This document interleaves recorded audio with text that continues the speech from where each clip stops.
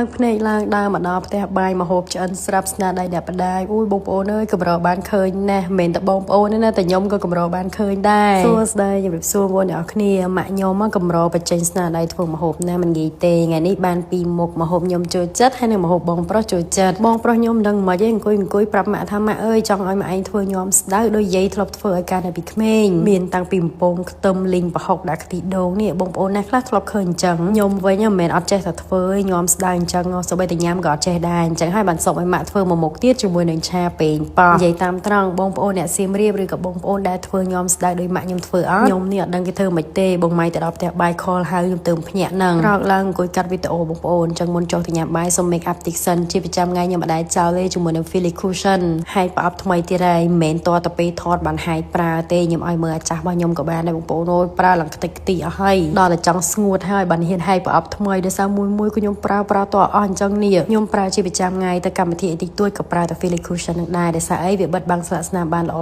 ស្នាមដក់ក្រោមភ្នែកក្រោមអីជាពិសេសគឺធន់នឹងញើសធន់នឹងទឹកណាបងប្អូនតបតិចទៅថែម color ថ្ពាល់ថែមអីបន្តិចមកគឺរួចរាល់ហើយរុនញើសរុនអីគឺវាបិទបាំងបានល្អទៀតមិនសូវចេះ make up ទេតែប៉ុណ្្នឹងហ្នឹងគឺរួចរាល់ហើយស្បែកមុខជាប្រចាំថ្ងៃឬទៅកម្មវិធីអីតិចតួចតែប៉ុណ្្នឹងគឺមកខាយហើយ make up ហើយកលេសភ្នែកទៅឃើញជាមួយនឹង Plasara វីតាមីនតូមសុកជាសុំដាក់មកគ្រាប់ទៀតឲ្យហើយដែរសិនខ្ញុំញ៉ាំជាប្រចាំថ្ងៃបងប្អូនអើយប្រភេទវីតាមីនដែលជួយសុខភាពស្បែកសម្រាប់យើងពីខាងក្នុងជួយឲ្យស្បែកយើងភ្លឺថ្លាជួយបំបត្តិជាមួយនឹងស្នាមអុចខ្មៅស្នាមជាំស្នាមមុនជួយឲ្យកញ្ចក់ដុសលឿនសក់ដុសលឿនអីហ្នឹងបងប្អូននិយាយទៅប្រភេទវីតាមីនចិញ្ចឹមសុខភាពសម្រាប់យើងពីខាងក្នុងនឹងឯង make up ហើយដាក់វីតាមីនហើយចុះមកដល់ក្រោមមកហូបម៉ាក់ខ្ញុំចិត្តឆ្អិនហើយបងម៉ៃឈោមើលធ្វើមុខឆ្ងល់ព្រោះអីក៏ដែរឃើញមកមុខហ្នឹងហើយក៏កម្រឃើញម៉ាក់ក្មេងបញ្ចេញស្នាដៃដែរនិយាយរួមទៅម៉ាក់ខ្ញុំគាត់អ្នកធ្វើការបងប្អូនអញ្ចឹងគាត់មិនដែលសូវនៅផ្ទះបានធ្វើម្ហូបឲ្យកូនញ៉ាំទេនឹងក៏ជាមូលហេតុដែលខ្ញុំចេះធ្វើម្ហូបដែរដោយសារចេញពីរៀនមកពេលណាត្រូវធ្វើម្ហូបញ៉ាំខ្លួនឯងតាំងពីក្មេងយូរទៅធ្វើម្ហូបឲ្យម៉ាក់ញ៉ាំវិញទៅអញ្ចឹងហើយខ្ញុំចេះធ្វើម្ហូបតាំងពីរៀនថ្នាក់ទី8ទី9ណាបងប្អូន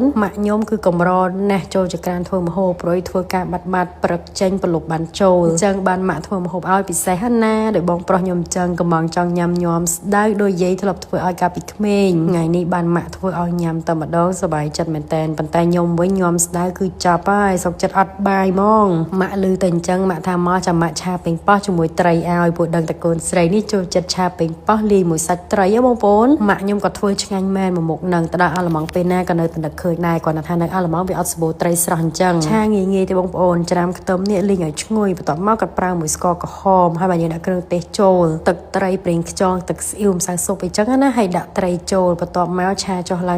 ងមើលត្រីឆ្អិនល្មមហើយដាក់ពេញប៉ោះចូលពេញប៉ោះប្រើពេញប៉ោះខ្ចីបងប្អូនបើមានជីវ៉ាន់ស៊ុយទៀតអូយកាន់តែឆ្ងាញ់ម៉ូនិងម៉ៃបានជួបជុំគ្រួសារទៀតហើយបងប្រុសក៏នៅផ្ទះទៀតថ្ងៃនេះអញ្ចឹងគឺថាគ្រួសាររីករាយបងប្អូនសួរតាមត្រង់ដែលធ្លាប់ញ៉ាំម្ហូបពីរមុខនឹងអត់បើដែលធ្លាប់ញ៉ាំចាំខមមិនប្រាប់ខ្ញុំផងណាហើយនឹកម៉ូបញ្ចេញស្នាដៃអត់មួយរយៈនេះឃើញតែបងម៉ៃម៉ាក់ហើយនឹងអ៊ំចុងភៅធ្វើម្ហូបរហូតអញ្ចឹង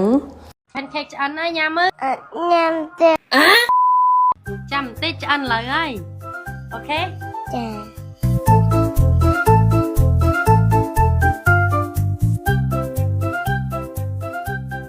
ឆ្អិនហើយ pancake ឆ្អិនហើយញ៉ាំមើលអត់ញ៉ាំទេអូនចង់ញ៉ាំនំខេកពណ៌ភីង pancake ពណ៌ភីងចាចឹងបងអ្នកសៀមរាបចង់ដឹងម្សៅនៅ pancake ទិញនៅណាបានគឺនៅផ្សារដំណាក់មានហើយមិនមែនតែនៅហ្នឹងឯងមានច្រើនទៀតខ្ញុំនឹងព្យាយាមថតបង្ហាញបងប្អូនគាត់ថាថ្ងៃនេះជីកាត់ផ្សារដំណាក់អញ្ចឹងមកថតបង្ហាញបងប្អូនបន្តិចថាផ្សារ pancake more and my kitchen ឲ្យរកបានហ្នឹងចាគឺអត់ពិបាករកទេបងប្អូនដែលអាសាជីកាត់មករវត្តនៈហ្នឹងគឺស្គាល់ហើយទល់មុខមួយការ៉ាសាំងតូតាហ្នឹងគឺមានផ្សារទំនើបឈ្មោះថាដំណាក់នៅហ្នឹងក៏មានលក់ម្សៅនៅ pancake យើងលក់យូរហើយបងប្អូនអើយខ្ញុំមិនដែលថតបង្ហាញបងប្អូនសោះអញ្ចឹងថ្ងៃនេះឆ្លៀតជីកាត់មកទិញអីញ៉ាំតិចតួចក៏ចូលទៅថតបង្ហាញបងប្អូនតិចទៅម្សៅនៅ pancake យើងឥឡូវគឺមាន3រសជាតិសូកូឡារសជាតិវ៉ានីឡាហើយនិងរសជាតិស្លឹកតើយបងប្អូនអាចរកទិញពីតំណាងចែកចាយបានណាបើមិនអញ្ចឹងទេឆាតចូល page ហ្នឹងក៏បានដូចគ្នាព្រោះតំណាងចែកចាយយើងឥឡូវក៏មានច្រើនដែរបងប្អូនតំណាងកុំភ្លេច comment ផងណា